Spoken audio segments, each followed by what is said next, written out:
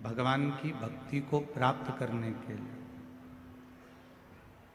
मेरे भगवान श्री राम जी को प्राप्त करना है, भगवान श्री कृष्ण जी को प्राप्त करना है, भगवान शंकर जी को प्राप्त करना है, भगवान देवादिदेव महादेव को प्राप्त करना है, तो उसमें मूल है आपके क्रोध को थोड़ा संयमित रखिए। दक्ष प्रजापति के घर में, दक्ष प्रजापति के घर में मां सती का जन्म हुआ। दक्ष प्रजापति के घर में मां सती का प्रागट्य हुआ।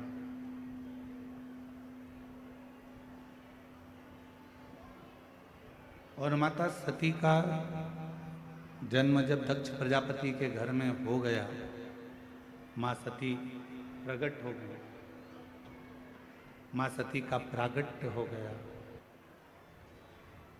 और मां सती जब दक्ष प्रजापति के घर में जन्म ले लेती हैं, प्रकट हो जाती हैं, जन्म धारण कर लेती हैं, प्रागट्य उनका हो जाता है, भगवान देवादिदेव महादेव की वो अर्धांगिनी भी बन जाती है। पर अर्धांगिनी बनने के साथ में एक काम मां सती नहीं कर पाई, अपने क्रोध को संयमित नहीं कर पाई, अपने क्रोध को वो काबू में नहीं कर पाई। मेरी जीजियों, मेरे जीजाओं, मेरी बेटियों, बेटाओं, मेरी माताओं, मेरे बुजुर्ग माता पिता, एक बात का स्मरण अपने भीतर रखिएगा, अपने अंदर इस बात को उतार कर रखिए कि परमात्मा को पाने के लिए सबसे ज्यादा जरूरी है अपने क्रोध का थोड़ा सा त्याग। शंभु, अपने क्रोध को थोड़ा सा दूर कर दें। अब अपन सोचें कि क्रोध दूर कैसे होगा, क्रोध को हम दूर कैसे रख सकते? क्रोध समाप्त नहीं होगा। आप सोचो कि क्रोध समाप्त हो जाए तो क्रोध समाप्त नहीं होगा।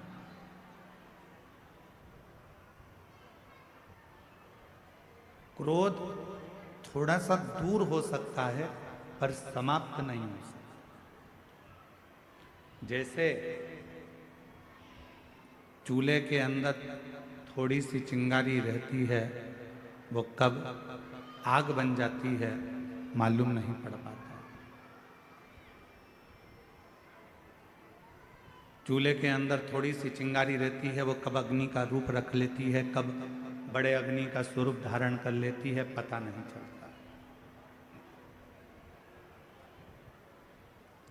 उसी तरह जब हमारे भीतर थोड़ा सा क्रोध होता है, थोड़ा सा गुस्सा होता है, क्रोध होता है, तो वो एक न एक दिन प्रगट में बहुत बड़ी अग्नि का रूप रख लेता है और बहुत अग्नि का रूप रखकर समाप्त कर देता है, वो सब कुछ समाप्त कर देता है।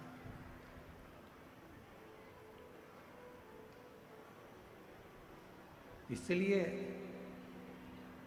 मां सती का मां सती का जो चरित्र है, माता सती की जो कथा है, मां सती की जो कथा है, मां सती का जो चरित्र है, वो हमको ये दर्शन करा देता है कि हमें मां सती भगवान शिव जी के करीब में रही, पास में रही, नजदीक में रही, उसके बाद भी मां सती क्रोध को काबू नहीं कर पाई।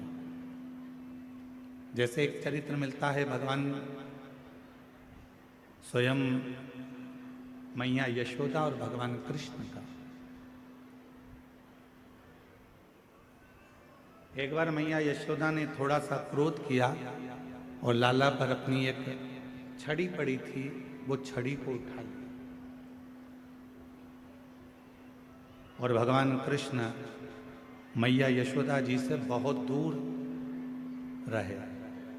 कहते हैं एक दिन, 2 दिन, 3 दिन तक भगवान कृष्ण अपने बाबा नंदराय जी के विश्राम किया, मैया के पास ना। क्यों? क्योंकि मैया यशोदा जी ने वो छड़ी अपने पास में रखी। मेरा परमात्मा आपके करीब में कब आता है? जब आपका क्रोध दूर हो जाता है। और जैसे ही क्रोध आपका दूर हुआ, परमात्मा आपके करीब में आ गए, भगवान आपके नजदीक में आ गए। इसलिए जरूरी है कि भजन करते समय, तप करते समय, साधना करते समय, व्रत करते समय, उपास करते समय, भगवान का स्मरण करते समय अपने भीतर कितना भी क्रोध आए, उस क्रोध को थोड़ा सा दूर कर दे। समाप्त नहीं हो सकता। आप सोचो कि हमारा क्रोध हमारे भीतर समाप्त हो जाए, तो वो नहीं। आप सोचो कि मेरा गुस्सा पूरा समाप्त हो जाए, तो वो नहीं हो सकता। वो होगा नहीं, परंतु उसको कंट्रोल किया जा सकता, उसको संयमित किया जा सकता। माँ सती, माँ जगत जननी जगदम्बा अम्बा, माँ भवानी, माँ दुर्गा, माता सती, जब मंगल विवाह माता सती का हुआ और सती जी का विवाह होने के बाद भगवान शिव माँ सती को नंदी पर बिठाकर कुंभज बाबा के आश्रम में कथा श्रवण कराने के लिए लेकर जा। थोड़ा ध्यान दीजिएगा कथा पर।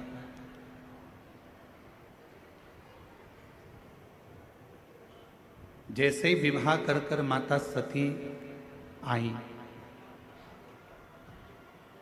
और भगवान देवाधिदेव महादेव ने, भगवान शंकर जी ने, ओघड़दानी ने, भगवान शंभू ने, त्रिकालदर्शी, कैलाशी, अविनाशी भगवान शिव ने माँ सती से कह दिया कि आपको कुंभज बाबा के आश्रम में हमारे साथ चलना है, अगस्त ऋषि के आश्रम में जाना है, आपको हमारे साथ कुंभज बाबा के आश्रम में चलना। सती मैया ने कहा ठीक है, अगर आप कहते हो कि कुंभज ऋषि के आश्रम में जाना है, भगवान अगस्त ऋषि के आश्रम में जाना है, तो हम चलेंगे, उसमें क्या। पर पूछा कि कुंभज बाबा के यहाँ जाने का कारण क्या है, क्यों, किस लिए?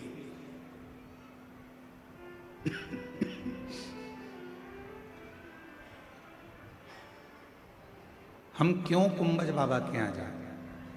कुंभज ऋषि के यहाँ जाने का कारण क्या है? तो भगवान देवाधिदेव महादेव ने कहा, सती, कुंभज ऋषि के यहाँ हमें इसलिए जाना है क्योंकि हम वहाँ बैठकर थोड़ी सा भगवान की चर्चा कर सकें, भगवान का नाम उच्चारण कर सके, थोड़ा सा भगवत भजन कर सके, थोड़ा सा मंत्र जाप कर सके, थोड़ा सा नाम कीर्तन कर सके, इसलिए कुंभज ऋषि के आश्रम में जाते। सती मैया ने सुन लिया और सुनने के बाद मां सती दिन भर विचार करती रही कि कुंभज बाबा के आश्रम में सत्संग करने जाना है या कथा सुनने के लिए जाना है या भगवत नाम की चर्चा करने के लिए जाना है, तो आखिर ऐसा क्या कि मैं शादी कर आई, विवाह कर आई और मेरी शादी हुई और मुझे कुंभज ऋषि के आश्रम में लेकर बाबा जा रहे हैं, वो भी कथा सुनाने के लिए। आपके यहाँ पर ऐसी रीति है कि नहीं हमको नहीं मालूम, छत्तीसगढ़ का, और हमारे मध्य प्रदेश में एक नियम है, और मध्य प्रदेश में भी हमारे मालवा में एक नियम है कि जब घर में बहू आती है तो बहू आने के बाद में घर में सत्यनारायण भगवान की कथा होती है। जितेंद्र जी, आपके इधर भी ऐसा होता होगा, चलता है इधर भी ऐसा? साधुता है फिर तो आनंद है, शिव कृपा। तो हमारे यहाँ एक ऐसा नियम है हमारे मालवा क्षेत्र का, मध्य प्रदेश का, कि जब विवाह हो जाता है, घर में बहू आ जाती है, तो घर में सत्यनारायण की कथा होती है। अब किसी ने पूछा कि गुरुजी ये सत्यनारायण भगवान की कथा का क्रम कहाँ से चालू हुआ? तो हम उनको कहते हैं कि भगवान शंकर जी विवाह कर कर आए थे माता सती के साथ, और वो भी कथा सुनने के लिए गए थे। इसलिए उस दिन से नियम चालू हुआ कि जब घर में मंगल कोई कार्य होता है तो भगवान की कथा जरूर हो, भगवान की कथा जरूर।